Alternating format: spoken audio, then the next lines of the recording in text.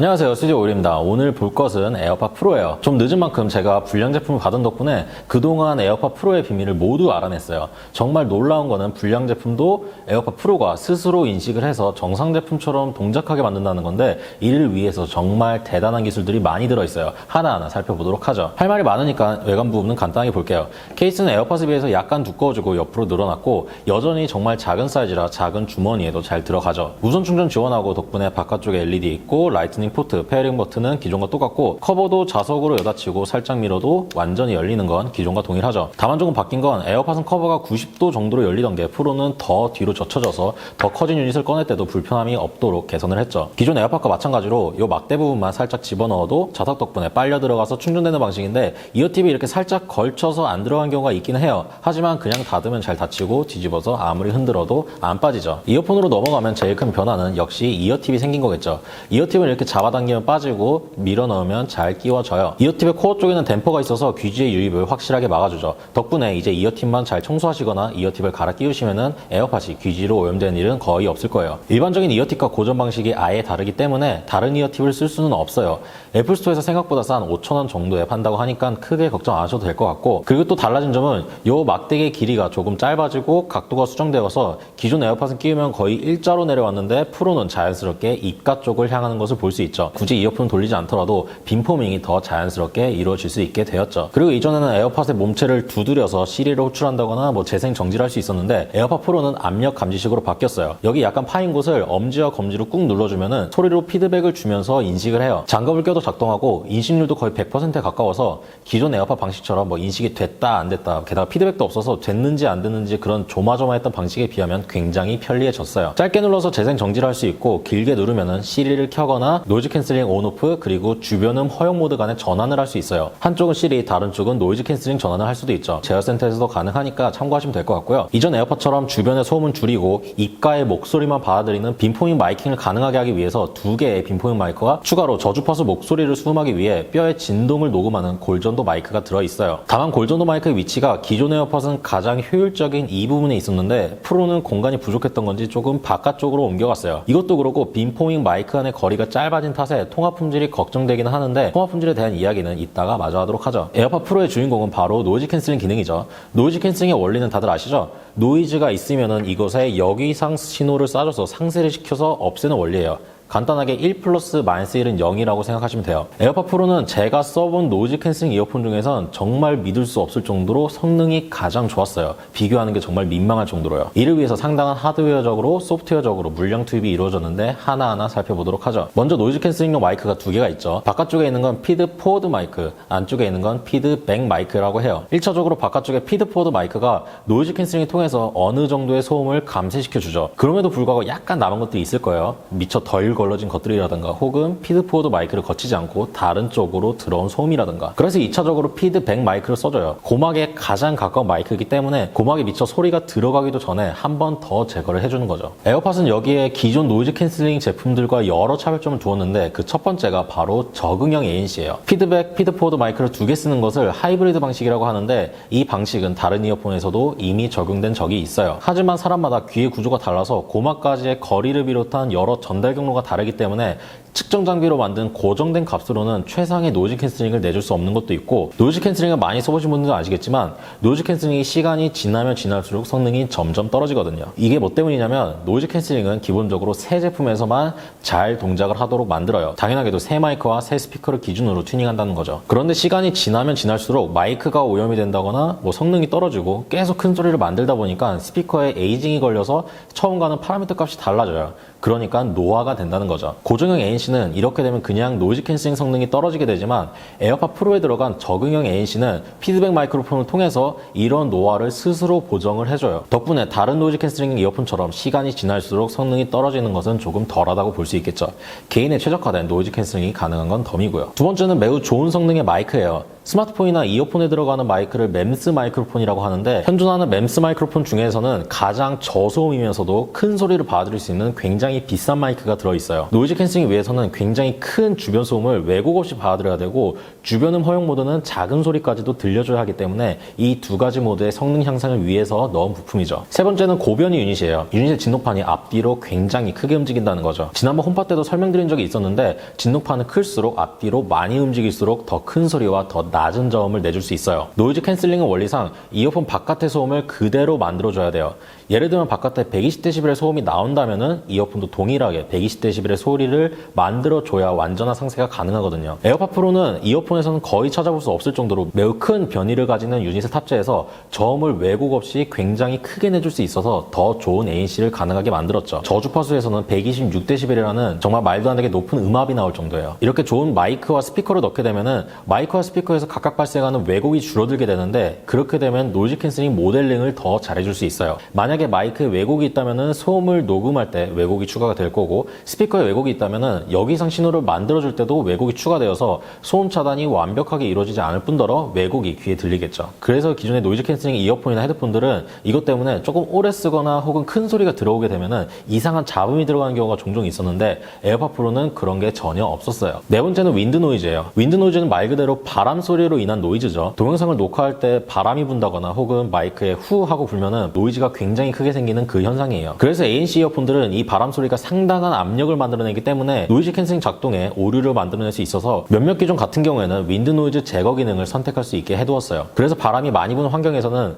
의도적으로 바람 소리와 비슷한 저주파수 노이즈 캔슬링을 포기하는 거죠. 그런데 에어팟은 이 커다란 메쉬 재질을 이용해서 물리적으로 윈드 노이즈를 완전히 제거해 버려요. 덕분에 더 이상 윈드 노이즈 제거를 온오프 할 필요도 없고 그런 기능이 있을 필요도 없고 윈드 노이즈도 아예 존재하지 않죠. 더불어서 보시면 아시겠지만 이 메쉬의 면적을 아주 크게 설계를 했는데 이건 어느 방향에서나 소음이 들어오더라도 완전히 동일하게 들어오게 만드는 설계예요. 다른 노이즈 캔슬링 이어폰처럼 마이크와 소리가 들어오는 구멍이 크기가 작으면은 소리가 들어오는 방향마다 소리가 다 달라지거든요. 그럼 뭐가 진짜인지 모르겠죠. 그럼 노이즈 캔슬링도 잘 작동을 안 할 거고 주변은 허용 모드도 이상하게 들리겠죠. 다섯 번째는 통풍구예요. 지난번 파워비치 프로 때도 설명을 드렸지만 커널형은 필연적으로 막힘 효과가 발생을 해요. 그래서 귀를 틀어막으면은 씹거나 마시거나 뭐 말할 때 걸을 때 신체 내부의 노이즈가 증폭되어서 굉장히 거슬리게 들려요. 이것을 줄이려면 기존 방식은 파워비치 프로처럼 아예 차음성을 포기하던가 오픈형으로 만드는 방법밖에 없었죠. 하지만 에어팟 프로는 굉장히 신박한 방법으로 개선을 했어요. 커널형이지만 아예 완전 밀폐가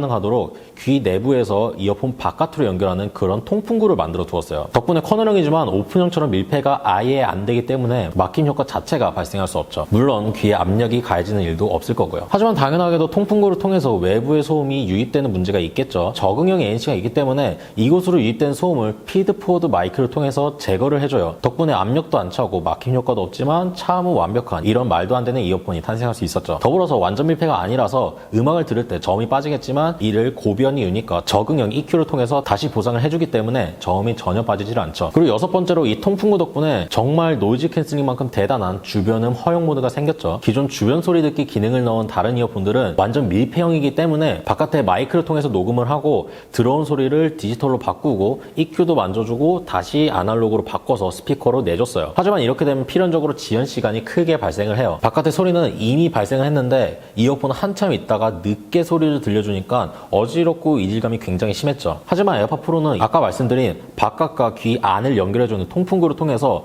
저음과 중음은 물리적으로 바로 들어오게 설계를 하고 고주파수는 굉장히 좋은 저소음 마이크로폰을 탑재했기 때문에 별도의 신호 처리를 하지 않고 바로 마이크에서 스피커로 바이패스를 해서 지연 시간이 거의 없이 들려요. 덕분에 보시는 이미지와 같이 이어폰을 착용하지 않았을 때와 주변음 허용 모드를 켰을 때의 차이점이 거의 없죠. 사실상 이어폰을 끼고 있지만 이어폰을 아예 안 끼고 있는 것과 같은 경험을 들려준다는 거죠. 실제로도 이어폰을 끼고 있는 것을 잊게 해줄 정도로 굉장히 자연스러웠어요. 직접 들어보시죠.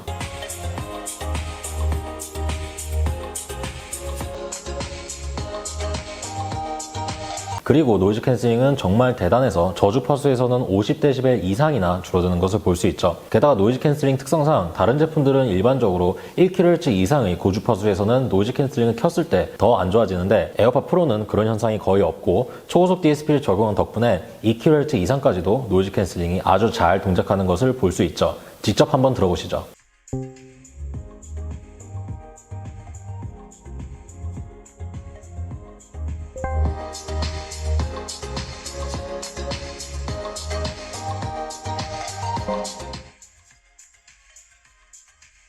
그리고 이 대단한 노이즈 캔슬링과 주변음 허용 모드를 위해서는 이어팁이 잘 끼워져 있어야 되고 착용이 잘 되어 있어야 돼요. 이를 위해서 내부에 있는 피드백 마이크를 통해서 이어팁이 잘 끼워져 있는지, 사용자가 알맞은 착용법이나 알맞은 크기의 이어팁을 썼는지 인식을 해주는 기능이 들어가 있어요. 사실 이런 기능은 설계자가 아니라면 측정하는 게 사실 거의 불가능해요. 그렇다고 제가 귀 모양이 다른 여러 명을 데리고 와서 고막 앞에 마이크를 집어넣고 측정할 수도 없는 노릇이죠.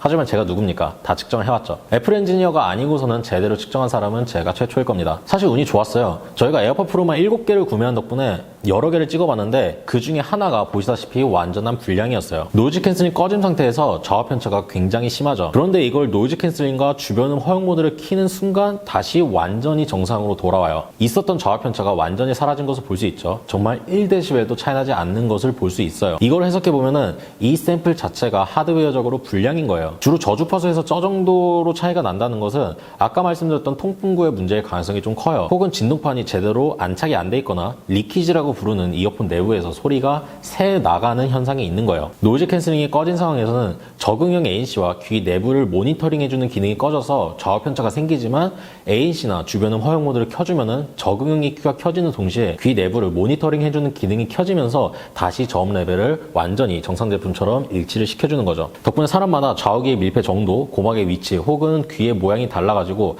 가끔 좌우에 다른 정도의 노이즈 캔슬링이 적응되어서 다른 제품에서는 굉장히 어지러움과 매스꺼움을 느끼는 분들도 꽤 많았는데 에어팟 프로는 자동으로 조절을 해주니까 그런 게 거의 없을 거예요. 그리고 또한 적응형 EQ 덕분에 보시다시피 실제로 많이 사용하실 모드인 노이즈 캔슬링과 주변음 허용 모드에서는 불량 제품이라도 정상 제품처럼 동작을 해준다는 거죠. 음질도 굉장히 만족스러웠어요. 커널형인 덕분에 저음도 빠지지 않고 고주파수도 아주 부드럽고 대역폭도 굉장히 넓어서 흠잡을 부분이 전혀 없었어요. 기존 에어팟하고 비교를 못할 정도인 건 너무나 당연하고 다만 많이들 쓰실 것 같진 않지만 노이즈 캔슬링 끈 모드는 주변 소음에서도 저음을 들을 수 있게끔 저음을 굉장히 크게 증폭시켜두었는데 이건 조금 과한 느낌이 있긴 해요. 되도록이면 노이즈 캔슬링 키시거나 주변음 허용 모드로 들으시는 게 좋아요. 그리고 노이즈 캔슬링만큼 최대 출력도 굉장히 높은 것을 볼 수 있죠. 저주파수에서는 거의 126dB이라는 말도 안 되는 수치가 나와요. 아까 말씀드렸던 좋은 진동판 덕분에 왜곡도 절대 가층이 불가능할 정도로 낮고요. 지연 시간은 SBC 코덱 기준으로 173ms, AAC 코덱 기준으로 263ms로 크게 문제 없는 수준이고 이 막대기 부분에 위치한 넓은 면적의 안테나 덕분에 끊김도 거의 없고요. 배터리는 굉장히 높은 출력의 앰프와 여러 센서가 들어갔음에도 재생 시간은 4.5시간으로 놀라울 정도로 오래 가죠. 노이즈 캔슬링을 켜도 30분밖에 줄어들질 않아요. 게다가 충전도 굉장히 빨라서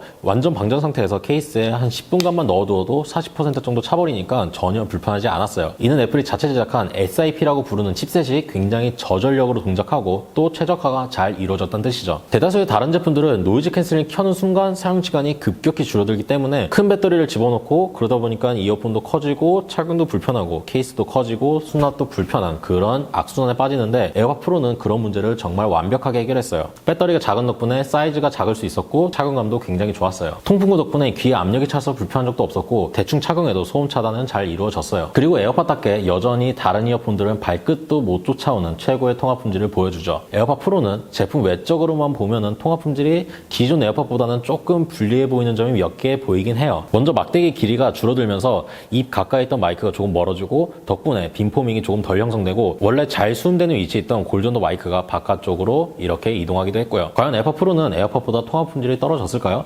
먼저 더미 헤드로 측정한 폴카 점수부터 보시죠. 무소음 환경에서 여자 목소리는 에어팟 3.48점, 프로는 4.43점, 남자 목소리는 에어팟 4.17점, 프로는 4.54점이죠. 소음을 재생시켜둔 폴카 점수에서는 여자 목소리는 에어팟 1.22점, 에어팟 프로 1.37점, 남자 목소리는 에어팟 1.25점, 에어팟 프로 1.39점으로 불리한 환경임에도 에어팟 프로가 약간 더 높은 것을 알 수 있죠. 이거는 마이크의 성능과 내부의 신호 처리가 굉장히 좋아졌다는 뜻이에요. 하지만 더미헤드는 골전도 마이크가 반영이 되지 않기 때문에 골전도가 반영이 되는 제가 직접 한쪽 귀에는 에어팟을, 다른 쪽 귀에는 에어팟 프로를 끼고 통화를 해보았어요. 특히 에어팟 2세대까지는 목소리가 크면 목소리에 약간 깨지는 현상이 있었는데 에어팟 프로에서는 이런 현상이 거의 사라졌어요. 사실 두 제품 모두 큰 차이가 발생하진 않고 통화하는데 거의 지장이 없는 무선 이어폰이라고 생각할 수 없을 정도로 높은 통화 품질을 보여줘요. 하지만 주관적으로는 약간 통화하는 상대방이 목소리가 작다라고 얘기하는 경우가 저도 좀 있었고 주변에도 좀 있더라고요. 이건 바로 롬바드 효과 때문에 생기는 거예요. 귀가 잘 들리지 않는 노인분들의 목소리가 커지는 것과 동일한 현상인데